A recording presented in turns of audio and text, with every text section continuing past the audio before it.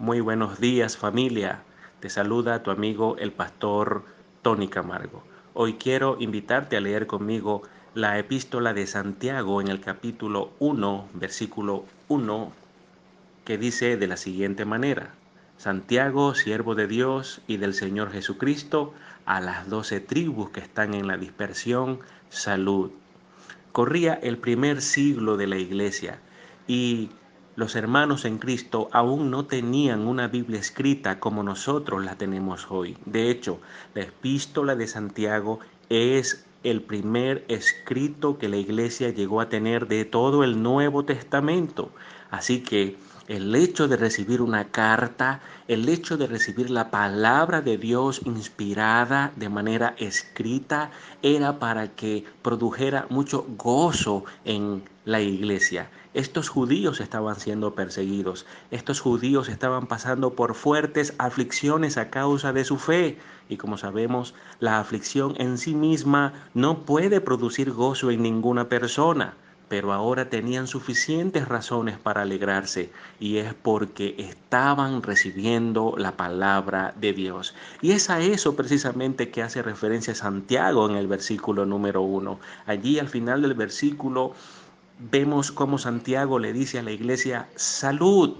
Para nosotros esa palabra significa estar libres de dolencias y de enfermedades, pero el significado bíblico de esa palabra va mucho más allá, porque la traducción del término griego usado para ella se traduce para nosotros como regocijarse o alegrarse.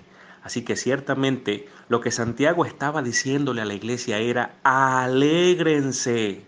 Este realmente era un saludo secular muy común, pero sin embargo, para Santiago la palabra no era simplemente una formalidad. Él ciertamente esperaba que ellos se alegraran porque estaban por recibir la poderosa palabra de Dios que les impartiría consuelo, que les impartiría poder, sabiduría para avanzar en medio de la aflicción.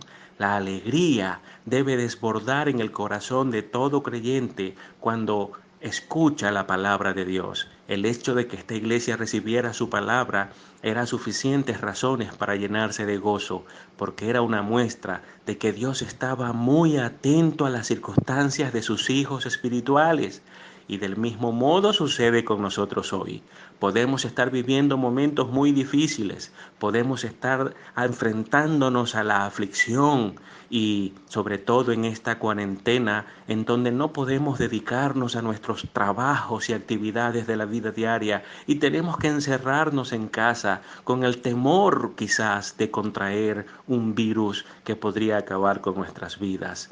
Pero la palabra de Dios una vez más nos enseña que Él está atento a todas las circunstancias a nuestro alrededor y nos habla con amor, y mediante su palabra nos provee de todos los recursos necesarios para que al crecer en sabiduría podamos avanzar y podamos crecer aún en medio del dolor y de la prueba. Dios nos ha dado su palabra para que en medio de las dificultades no nos extraviemos, sino que avancemos sabiendo qué hacer, porque su palabra nos llena de sabiduría. Alégrate, iglesia, y dale gracias al Señor por su palabra, porque ella es suficiente para que podamos avanzar. Que tengas un feliz día y que la gracia de Dios esté contigo.